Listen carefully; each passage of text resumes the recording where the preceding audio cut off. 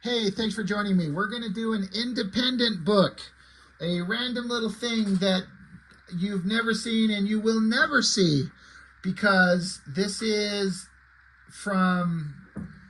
God, Brian, when did you make these things?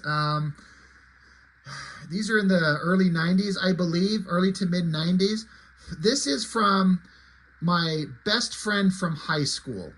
His name's Brian Taylor. And he's a guy. When I was younger, I'm in Utah. I grew up in southern Utah, and at the end of my 10th grade of high school, my family relocated up to northern Utah, and I started a new school. And as far as I know, anybody that's ever had to go through that, it's always a daunting, kind of scary thing. It turned out to be mostly a great experience for me because the school I went to in southern Utah, the high school, the kids I kind of grew up from elementary and junior high and high school, most of them were a bunch of fucking assholes. I was a quiet, shy, timid nerd, and I just swear to God, everybody that I knew in school was just a piece of shit. So I moved up to a different school, started 11th grade in this brand new school, and I guess not being known, no one knew who I was, so everything was kind of cool, but I didn't know anybody. And so I sat down in this art class that I had, and again, don't know anybody there, but as kind of happens, people kind of grouped together in like little cliques. There was like the jock dudes in what my perception was at the time, like the uppity snob girls, the weirdo rock kids. But over in a corner was a group of about 3 or 4 guys, and I was looking at them like, there they are. There are the nerds. Those are my people. And in this class, there was not like assigned seating. You just showed up. Again, this is an art class, and it was a really weird setup. They weren't desks, but they're like these movable, on-wheel, rolling, like art tables that were flat. It was really weird. I've never seen anything like it. They weren't desks, but they were arranged in 2 rows, and so a bunch of people would sit on either side of them down both rows.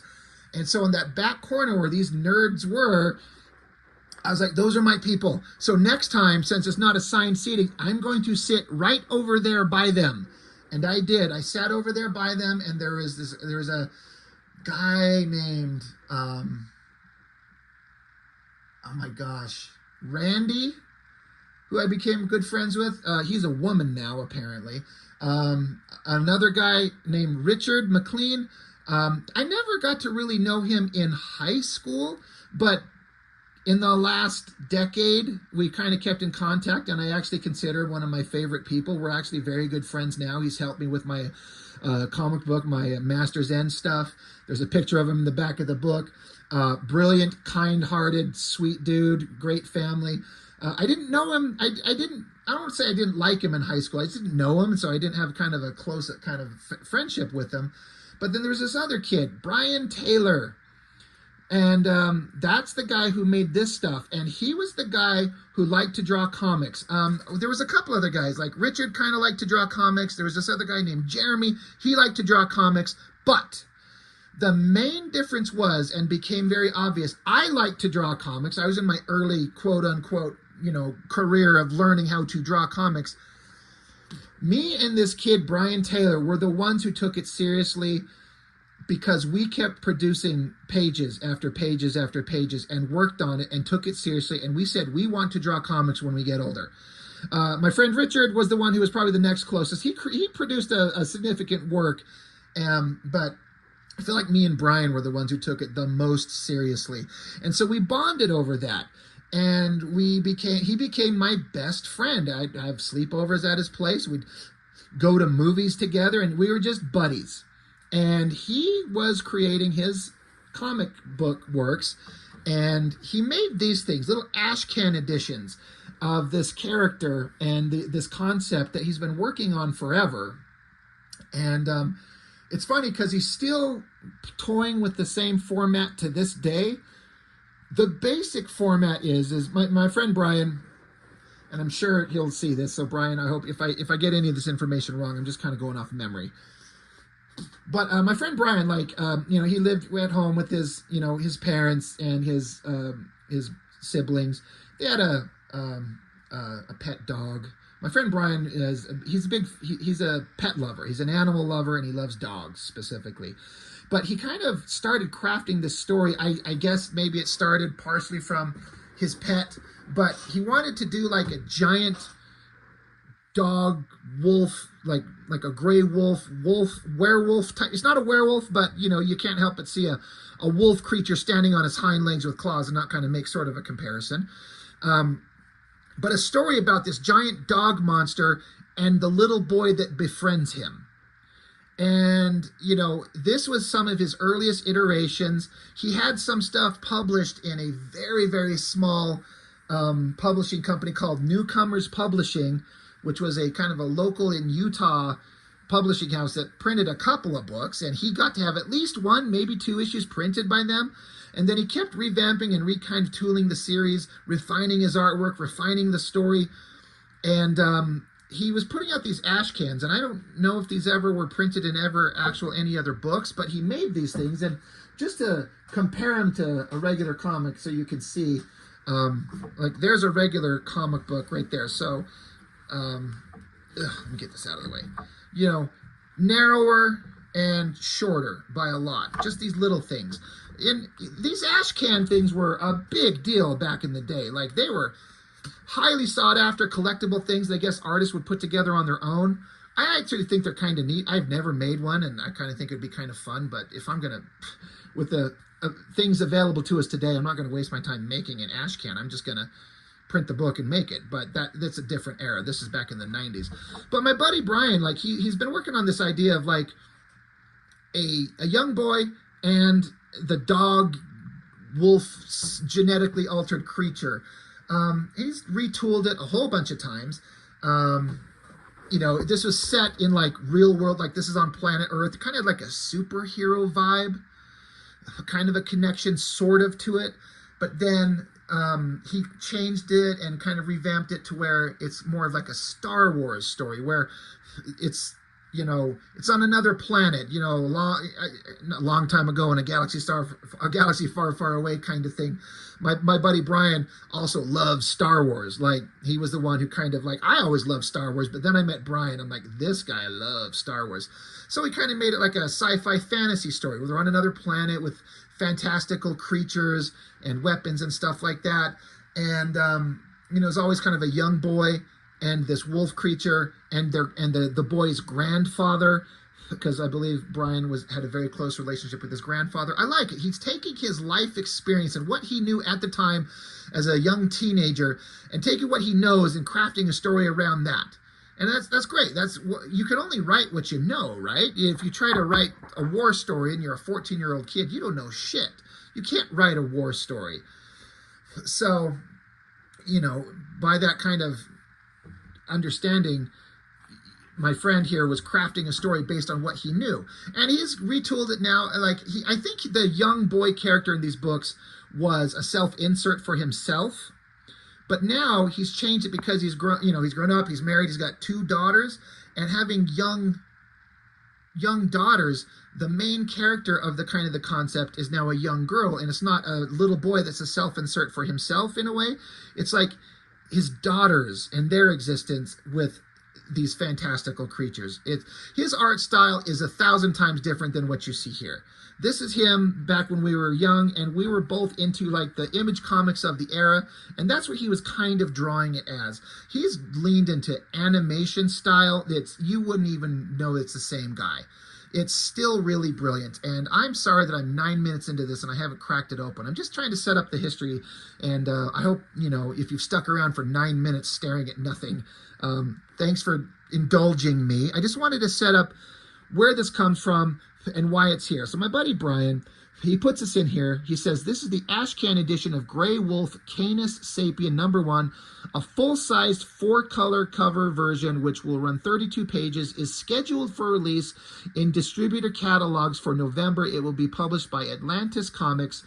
I plan on submitting this copy to various magazines, review zines, and people in hopes that I can make it I can make it as many people as possible aware of this title. Please let me know what you think. So I talked about he was published in a small company called Newcomers Publishing. I was once. But Newcomers morphed into Atlantis Comics, and it's run by this guy, James Watson, who's a fucking asshole. He's a piece of crap that screwed people over. He was the one who was publishing this stuff for us, but he sucks. But the plot, basically, this is the story of a half-human, half-wolf character who starts at the beginning of the series as a mindless killing machine, gets shot in the head and left for dead by his creators. He arises not knowing who or what he is. He then meets a small boy who teaches him everything over again. He starts becoming a different person, one who sees life as black and white.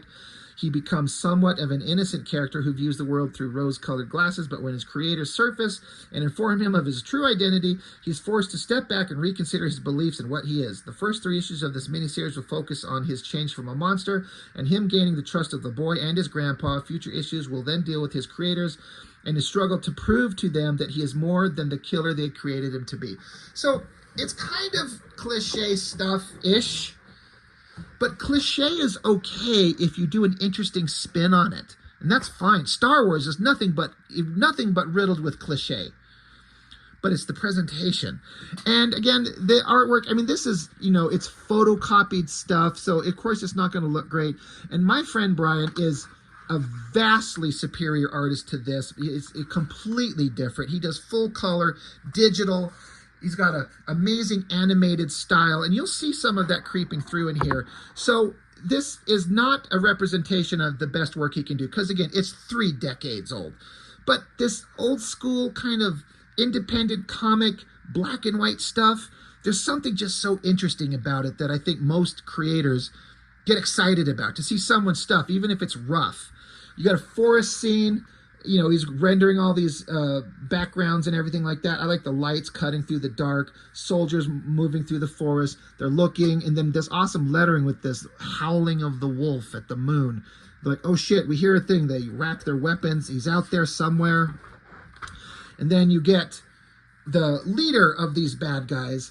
And again, Brian, if you're watching this, if I make fun of anything in your story, please understand I'm saying it as like good-natured, like we were just kids making these things, and we all gonna, my early comics are absolute garbage. This is miles ahead of anything I was doing at the time. But it's funny because the leader shows up and he tells his soldiers, he's like, quiet, all of you, he can hear us. And then he proceeds to talk on and on and on. Even though he just told them all to shut up, he keeps talking. But it's basically like lore dumping, giving us the backstory of everything that's going on. He was created to be this unkillable machine, so be careful. There's rustling in the dark, glowing eyes in the distance. They're like, we're being hunted. This creature, whatever it is, he's out there. And then he leans into some heavy shadows, more text explaining the story. But then the wolf guy shows up. And the part where Brian excels, in my opinion, is his drawing of this dog creature. He knows how to draw animal faces very well, and you'll see that in a lot of these drawings. Like a lot of us at the time, we're all kind of learning from comics and how to draw. Brian here at this time, again, whatever this was made, it's not dated anywhere, so I'm not exactly sure when, but this is early to mid 90s, I'm guessing. My friend Brian here was 1,000 times the artist I was at the same age in the same era. Like, he was light years ahead of me, and I feel like he's always been. But we're all learning. But wolf creature shows up. He comes roaring at the soldiers. He swipes at them. The guys get their guns aimed. This is a great shot. I always thought that shot of the dog, the shadows and everything there. Close-up of the wolf creature's face, the clawed hands. He slices at these villains. So, like, the monster's out there. So, lead bad guy, he's still standing around talking, but then wolf creature, roars, and bad guy points a gun at him. Wolf creature jumps at us. That's pretty awesome. Speed lines and action and energy. And boom, shoots him in the head. He falls off a cliff, I guess. And he says, rest in peace. You're like, are you sure he's dead? He's like, nothing could have survived that fall. Come on, let's get out of here. Famous last words. How many villains have made that mistake? You shoot him, but you don't confirm it with a dead body. You're like, he couldn't have survived. Well, now we get the wolf creature down here, fell down. That's a pretty solid drawing. And it's supposed to indicate, I think, that it starts snowing and burying him in snow.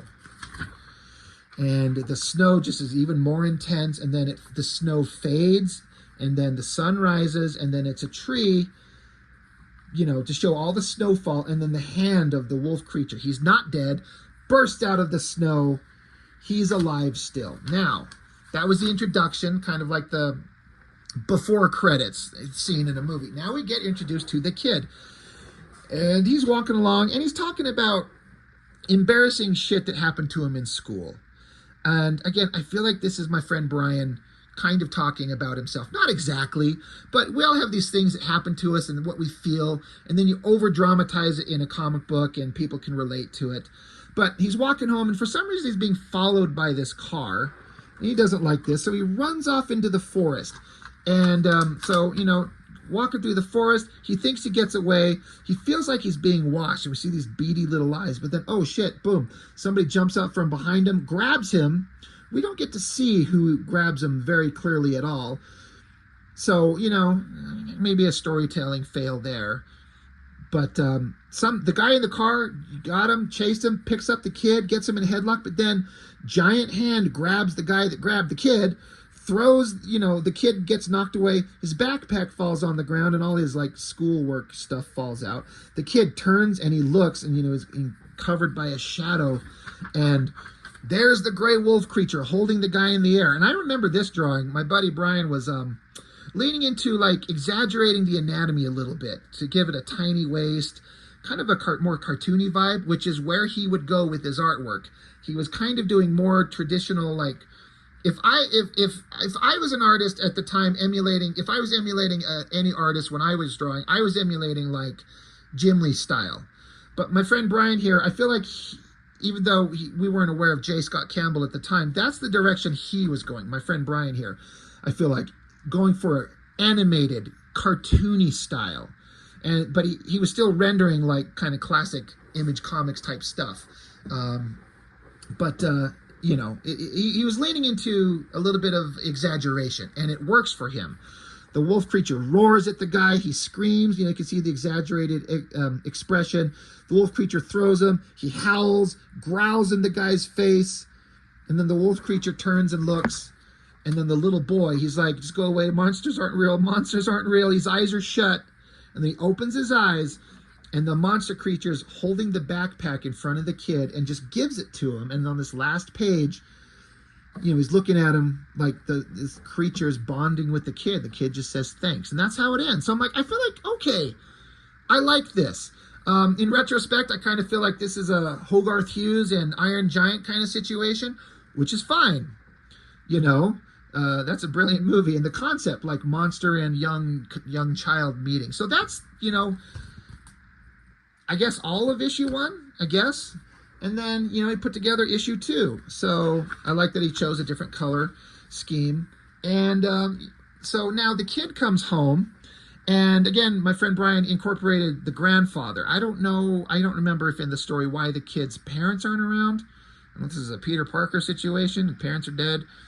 So he's being raised by his grandpa. But I do remember that my friend Brian had a pretty strong relationship with his grandfather. So that's why that's in here. What's also funny is I noticed the backgrounds, the front door, the backgrounds of the house. I can see the house that my friend Brian lived in, that I would come over and visit him in, because you have to draw backgrounds. And as a teenager, you're like, I don't know what houses look like on the inside except the own fucking house I live in. So I could see his own front door, the upstairs level to his own home, the chairs in the corner with the wall and the blinds.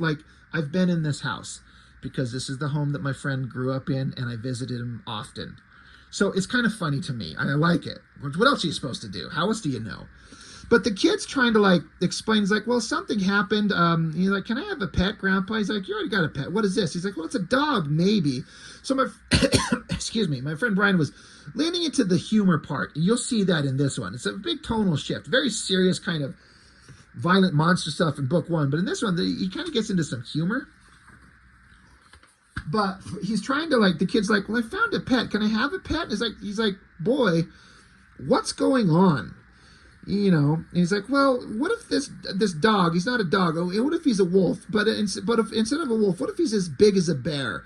And Grandpa's like, Bradley, no dog is that big. And then it's supposed to be kind of a funny thing when this next page, the wolf creature just steps inside and like slams the door open. Boom, boom, there he is. He just steps in.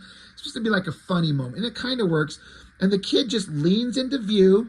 He's got like this whimsical, like wide-eyed, innocent child's like. This is Hogarth Hughes right here. I love it.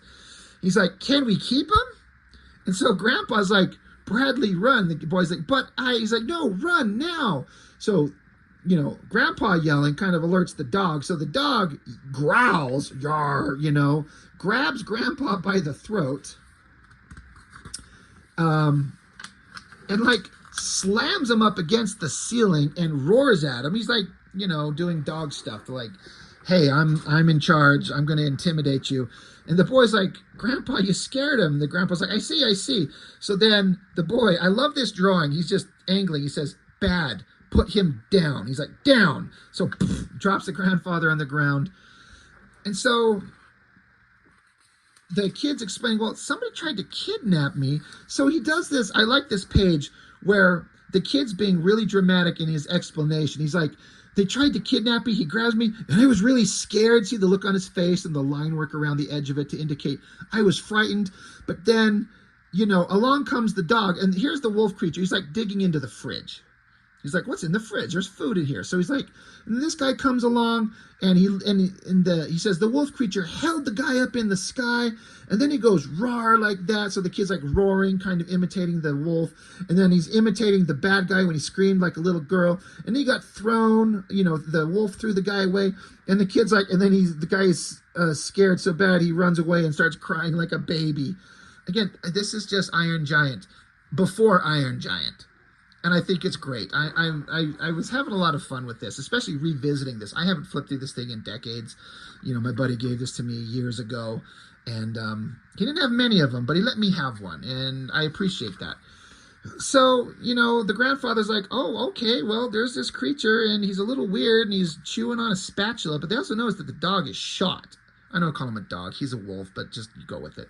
So apparently Grandpa is a vet, Perry Animal Clinic. And so they're looking at the dog. They, the dog healed up from a bullet wound. That's kind of weird. But, so they're like, well, the kid's like, well, what is he? And there's part of this that at the time I thought it was kind of silly, and I didn't have the heart to tell my friend Brian. And I think he would agree with me. But so this guy, he's like, well, Bradley, he's like us, or biologically, he's got a heartbeat and the whole deal. I'd like to study him for a while, see if I can just find out what makes him tick. Hey, maybe I could even get me some acclaim or something. I could show those animal doctors from the city that I'm not just some backwoods veterinarian. So it's like the idea that this guy's like a vet, a pet, like a veterinarian, and he's trying to earn the respect of the big city veterinarians. Like, that's actually kind of silly. I'm like, no vet, like, if you're a doctor or a scientist or something, at the time, I remember going, that's kind of silly. I don't think the grandpa would be worrying about the big city vets respecting the small town, little backwoods town vet. No one cares. It's silly, but, you get that Brian's trying to incorporate some kind of characterization into everybody. There's motivation for Grandpa, the wolf, the bad guy's the kid. It's pretty advanced stuff in my opinion, for this age. And again, the fact that my friend Brian produced this entire book, I talk about this all the time on my channel. I know all kinds of people that talk about the shit they're going to do, but they never do it. My buddy made it. So they notice on the back of him, he's got like a brand of names and a symbol, like a corporate logo, which then we transition over to these other guys who are walking around with the corporate logo while they're searching through the forest. They're looking for the body of the wolf creature. The guy who shot him in the head, he's like, no, he's dead. He has to be. Well, where's his body? Well, now they can't find it. So bad guy and other bad guy are having words with each other, of course.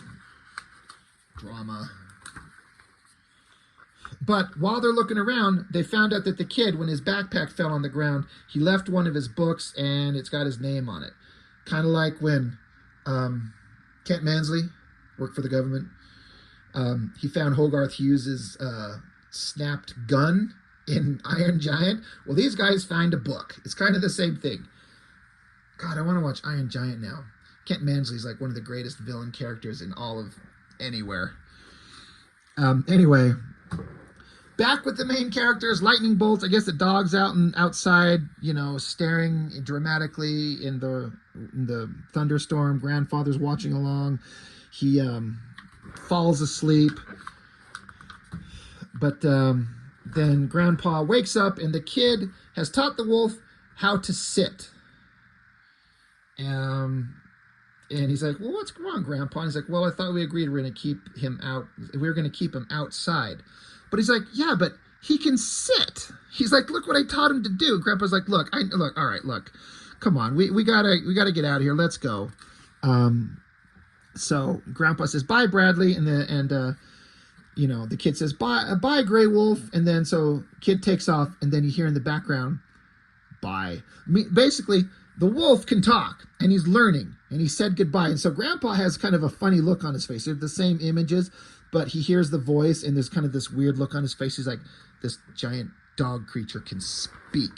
And then, oh shit, centerfold of the book, no art. I don't know how you put these things together, and maybe it's one of those things where you kind of miscount. I don't know how that goes, but it's okay.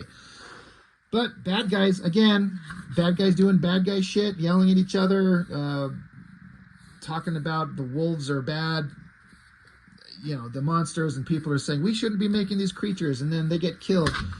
Kind of standard villainous stuff. I always like this shot of the gray wolf, the dog, the line work on it, the face shot. It looks really cool. Just going over the history of it. Back with the kid and the grandpa, and the kid's like, he can talk. He's like, yeah. He says just about anything that grandpa's basically discovered. If you just kind of work with them, this guy can talk. But once again, Grandpa's saying, oh, they wouldn't be calling me no backwoods vet, that's for sure. He's really worried about being considered a backwoods vet. So now it's a month later. They're just teaching him, like, this is a ball. He can say ball. He's got pants and boots on him now. The kid brings out a TV and plops it down for the Gray Wolf to watch, and it's his favorite character, the Squish, which is a character that my friend Brian created in high school, this little cartoony little silly guy, and it's funny to put him in a little TV screen here. And I like this shot of the kid, that like excitable look on his face. He's like, it's a nonstop half hour of mindless violence, and at the end they teach you a moral. So that was funny. And then we get a scene from the Squish. He's like, let her go, Emperor Roach. This is between you and me. And Emperor Roach, never, Squish. The girl is mine. I shall enjoy watching you die. So that's like the cartoon that the wolf is watching. So now it's another month later, and Gray Wolf is reading from a book, and he's speaking back. He can talk. And so sometime later, now Gray Wolf has got pants and boots and a cape with a metal wolf symbol somehow. I guess they crafted him a symbol to clasp his cape together. And now they're out in the forest, and they're like, hey, Gray Wolf, what's your first memory? And he's like, I don't know. I was in the snow. I dug around. I was scared. I got no memory. So this is, I feel like it's more interesting if the wolf character doesn't speak. And I think Brian has reworked this concept a bunch of times to where the wolf does not speak, but at the time he felt like that was the direction to go. So they're talking, we're building up character, and basically, drama, grandfather, kid, wolf, they're all building up to, a conflict with the bad guys who are getting their guns ready, and oh wait, that's the end of it. There's nothing else. It's just kind of over in a bunch of blank pages. So that's where it ends. No mistakes. We're gonna hunt Gray Wolf down. So again, obviously no disrespect meant to Brian when I say it's very amateur stuff, but of course it is. But he made it. If there's anybody out there watching this stuff and you like to make comics, I get people asking me this on my live streams all the time. They're like, I want to make comics, but I get discouraged and I don't know what to do, and I don't think I'm good enough. I'm like, just make it, please. Just do it. And even if it's bad, at least you made something. You have something to hold, and then you learn, and the next one will be better. Issue 2 is better than issue 1. Here, issue 3, issue 4, issue 5, it just will get better and better if you just keep going. So if you want to make a thing, just make it. Don't get frozen by concerns about perfection. Just make it. You will never grow if you don't produce. If you just, I'm going to just think about it over and over and over. I'm going to revamp the story. I'm going to change the lore. I'm going to write a series Bible with all the backstories. Stop it. Just make the thing. Make the comic book, for God's sakes. Please, people. Stop thinking about it and just make it. And that's what separates the makers from the people who keep saying they're going to make. My friend Brian made some stuff here. And again, this is ancient work. But there it is. It exists.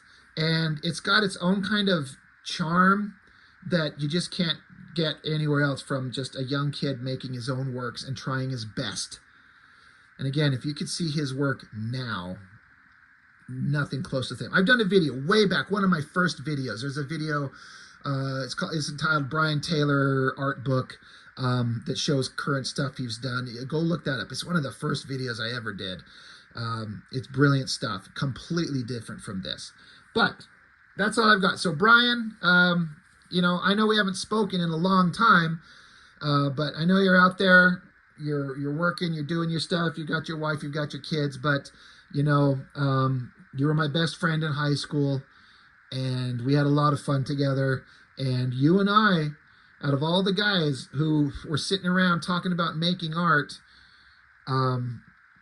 you and I are the only ones like consistently doing it.